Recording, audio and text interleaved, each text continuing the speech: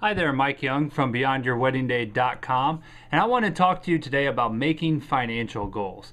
Every year Mandy and I do financial goals. We write down what our plans are to do with any extra money we have in our budget after we pay kind of our normal everyday budget items. The beauty of why we have extra money, because that may be your first thought, is extra money, what does that mean? The beauty of the fact of being debt-free is that we do have extra money that we can actually go after these financial goals.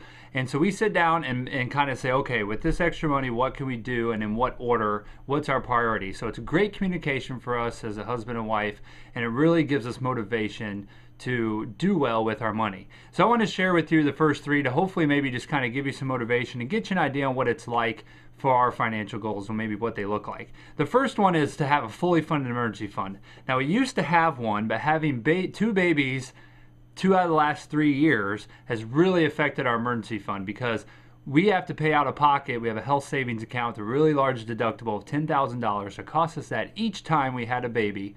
And so any extra money we could possibly have was put away to cover the medical cost. We had to do a home remodel to make room.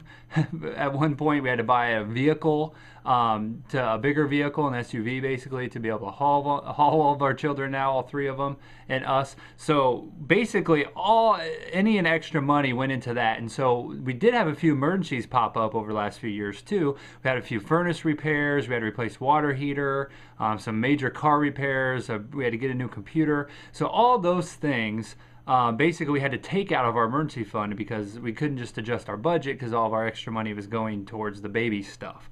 So unfortunately that caused our emergency fund to now set about $4,700, and our goal is to get it to $10,000 as fast as we can. So that's kind of our number one goal. The second one is car replacement. Like I just mentioned, we got a vehicle a few months back when we had our 3rd baby, and now we have to look to the future as when we need that next vehicle because we don't do car payments anymore. We don't do debt. So we have to start putting away. We put about $200 a month away for that and hope to basically have about $10,000 again over the next few years so we can replace. The problem is, sometimes when the budget's a little tight, we're not able to put all that extra money in there. So basically, we need to, whenever we get that fully funded emergency fund in place, we need to kind of throw some extra money into that car replacement fund. The final one is to catch up on retirement.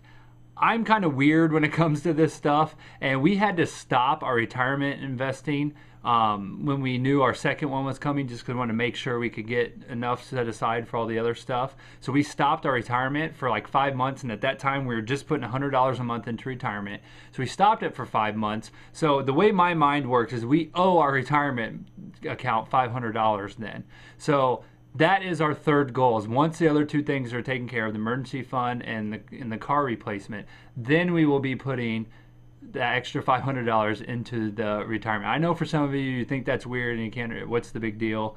But that's just how I work. So that's how that is. So hopefully by sharing some of these goals with you, it'll inspire you to make your goals and stay accountable, because without the goals, it's really easy to just spend money kind of frivolously and you will not make those dollars stretch as far as they can. So I guess the ultimate question to you is, and that you need to talk with your spouse about tonight or tomorrow maybe, is what are your next 3 financial goals? I'm Mike Young from BeyondYourWeddingDay.com.